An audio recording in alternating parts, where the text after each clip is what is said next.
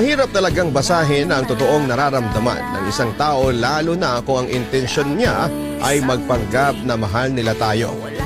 At sa huli ay wala tayong ibang magagawa kung hindi ang tanggapin ang katotohanan na minsan ay hindi nila pinahalagahan ang oras na kasama nila tayo.